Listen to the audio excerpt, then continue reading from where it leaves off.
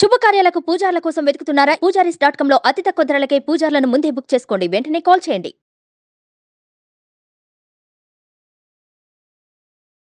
నమస్కారం అర్చన గారు. నమస్తే సిరి. సో చాలా వరకు అందరికీ కూడా ఏదో ఒక రకమైన భయం అనేది ఉంటూ ఉంటుంది. ఆ భయాన్ని కూడా ఓవర్కమ్ చేసుకొని వాళ్ళు ఏదైతే అనుకుంటున్నారో అది సాధించే మార్గం ఉందంటారా? అంటే భయాలు ఉంటాయి, ఓవర్కమ్ చేయాలి అనుకుంటారు, బట్ అవ్వట్లేదు అని చాలామంది టెక్నిక్స్ కూడా ట్రై చేస్తూ ఉంటారు. బట్ స్టిల్ ఏ రిజల్ట్ లేదు అని చాలామంది ఫీల్ అవుతున్నారు సిరి. ఎందుకు అంటే మనం అర్థం చేసుకోవాల్సింది ఏంటి అంటే మనము కంప్లైనింగ్ మోడ్లోనే ఎక్కువ ఉంటాం.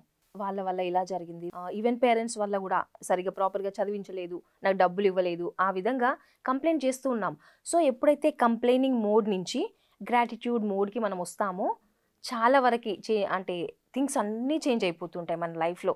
అసలు ఆ మ్యాజిక్ ఎలా జరిగిందో కూడా మనకు అర్థం కాదు, ఎప్పుడు ఈ థ్యాంక్ఫుల్నెస్ మనం ప్రాక్టీస్ చేసినప్పుడు. సో ఎప్పుడు కూడా ఆ కంప్లైనింగ్ మోడ్ నుంచి బయటకు వచ్చి గ్రాటిట్యూడ్ మోడ్, థ్యాంక్స్, ప్రతి దానికి మన లైఫ్లో ఏదైతే ఉందో దానికి థ్యాంక్స్ చెప్పుకోవడం నుంచి స్టార్ట్ చేయాలి. సో ఆ థ్యాంక్ యూ అనే వర్డ్కి చాలా పవర్ ఉంది. And not only thank you, మనకు 4 వర్డ్స్ సిరి ఏంటి అంటే హోపోనోపోనో టెక్నిక్లో కూడా మనం యూజ్ చేస్తూ ఉంటాం. I'm sorry, please forgive me, I love you, thank you. ఎప్పుడైతే ఈ 4 పదాలు మన డైలీ లైఫ్లో ఒక రొటీన్ లాగా, ఎలా అయితే మనం డైలీ అన్నం తింటూ ఉంటామో, ఎలా అయితే స్నానం చేస్తూ ఉంటామో, ఇది కూడా ఒక రొటీన్ లాగా మనం పెట్టుకోవాలి. ఈ 4 వర్డ్స్ ఎప్పుడు కూడా చాంట్ చేస్తూ ఉండాలి. అలాంటప్పుడు మన చుట్టూ ఉన్న వైబ్రేషన్స్ చేంజ్ అయిపోతాయి అన్నమాట. ఏదైతే బ్లాకేజెస్ మనకు ఉంటాయో, డబ్బుల దగ్గర రావట్లేదు, రిలేషన్స్ ప్రాపర్గా లేవు, హెల్త్ సరిగా ఉండట్లేదు, వీటన్నిటి నుంచి కూడా మనకు విముక్తి కావాలి అంటే ho'oponopono technique is the best solution. Okay. So మనం ఎక్కడి నుంచి స్టార్ట్ చేయాలి అంటే ఎప్పటి నుంచో, చిన్నప్పటి నుంచి ఆ వూండ్స్, మన ఇన్నర్ చైల్డ్ అనేది ఎన్నో ఫేస్ చేస్తూ ఉంది ఇప్పటి వరకు. కానీ మనం వాటిని ఇగ్నోర్ చేస్తున్నాం. మనకి ఎప్పుడెప్పుడు ముందుకెళ్ళాలి అనేది చూస్తున్నాం, కానీ మన ఇన్నర్ చైల్డ్ దాని వూండ్స్ ఏంటి అనేది తెలుసుకోవట్లే. సో మనం రైట్ ఫ్రమ్ మదర్స్ వూంబ్ నుంచి స్టార్ట్ చేయాలి. ఎప్పుడైతే మదర్స్ వూంబ్లో మనం ఉన్నామో చాలా వరకు మదర్ 9 months తన గర్భంలో ఉన్నప్పుడు ఏవైతే ఇమోషన్స్ గో త్రూ అయిందో, అంటే యూజువల్లీ అమ్మాయిలకి మ్యారేజ్ చేసినాక సిరి 1 or 2 yearsలో బేబీ పుడుతుంది, అవునా? అంటే ఆ ఎర్లీ ఇయర్స్లోనే పెళ్ళవగానే వాళ్ళు ఇన్లాస్ ఇంటికి వెళ్ళటం, అక్కడ ఎన్వైర్న్మెంట్కి అడ్జస్ట్ కావడానికి తనకు టైం పడుతుంది కదా. అదే టైంలో మళ్ళీ కన్సీవ్ అవ్వడము, అంటే ఇంకా ఎన్వైర్న్మెంట్ అడ్జస్ట్ అవ్వకముందే సపోజ్ ప్రెగ్నెన్సీ వచ్చింది అనుకోండి, అబ్బా ఇంత తొందరగా వచ్చింది ఎందుకు అని చెప్పేసి నెగిటివ్ థింకింగ్లోకి వెళ్ళిపోతూ ఉంటాం. ఇంకా అక్కడ అడ్జస్టే కావలేదు, మళ్ళీ బేబీ.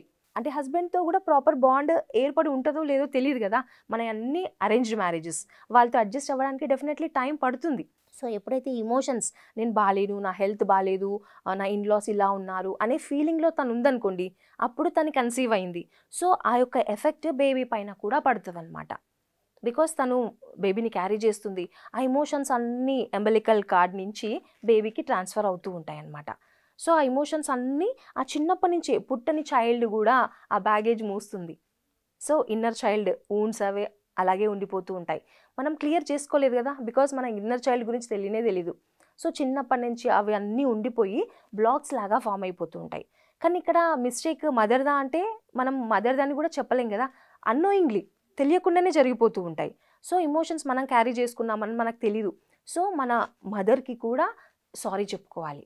దట్ మీన్స్ మనం వాళ్ళు ఫిజికల్గా ఉండాల్సిన అవసరం లేదు, జస్ట్ వీ కెన్ ఇమాజిన్, కళ్ళు మూసుకొని మదర్ని ఇమాజిన్ చేసుకొని, ఐఎమ్ సారీ అమ్మా, please forgive me, I love you, thank you. ఇప్పటివరకు ఏవో ఇమోషన్స్ నేను క్యారీ చేస్తున్నాను తెలియకుండా, కానీ దానికి కారణం నువ్వు కాదు, ఐఎమ్ సో సారీ అని చెప్పేసి చెప్పుకోవాలి. అదేవిధంగా మన ఫాదర్కి కూడా, బికాస్ వాళ్ళ మధ్యలో ఏమన్నా ఘర్షణ జరిగింది అనుకోండి, బేబీకి అవన్నీ కూడా తెలియకుండానే అండి. మనం ఎన్నో ఏన్షియంట్ స్క్రిప్చర్స్లో వింటూ ఉన్నాం కదా, అభిమన్యుడు పొట్టలో ఉన్నప్పుడు ఇవన్నీ నేర్చుకున్నాడు అనే విధంగా చెప్తూ ఉంటారు. అది రియలే. ఎందుకంటే ప్రతి ఒక్కటి వాళ్ళిద్దరి మధ్య కాన్వర్సేషన్ ఏదైతే ఉందో, మేబీ ప్రేమగా మాట్లాడుకొని ఉండొచ్చు, ఘర్షణ జరిగి ఉండొచ్చు, అవన్నీ కూడా బేబీకి తెలుస్తాయి, అవన్నీ ఇంపాక్ట్ పడుతుంది. కాబట్టి ఫాదర్కి కూడా సారీ చెప్పుకోవాలి, ఇలాగే I'm sorry, please forgive me, I love you, thank you నాన్న అని చెప్పేసి. అదేవిధంగా ఎవరైనా ఎనిమీస్ ఉన్నా, ప్రతి ఒక్కరి లైఫ్లో వాళ్ళతో పడదు, వీళ్ళతో పడదు అని చెప్పుకుంటూ ఉంటాం, అవునా? ఫ్యామిలీయో, ఫ్రెండ్సో, ఎవరో ఒకరు. సో వాళ్ళని కూడా, ఎవరన్నా ఫస్ట్ పర్సన్ ఎనిమీ ఎవరైనా మీ మైండ్కి వచ్చిందా, వాళ్ళని ఇమాజిన్ చేసుకోండి. సో హార్ట్ఫుల్గా ఐఎమ్ సో సారీ, జస్ట్ మెకానికల్గా చెప్పుకోవడం కాదు, we have to mean it. మనస్ఫూర్తిగా వాళ్ళని క్షమించే ఎప్పుడైతే గుణం అలవాటు చేసుకున్నామో బ్లాకేజెస్ క్లియర్ అవుతూ ఉంటాయండి.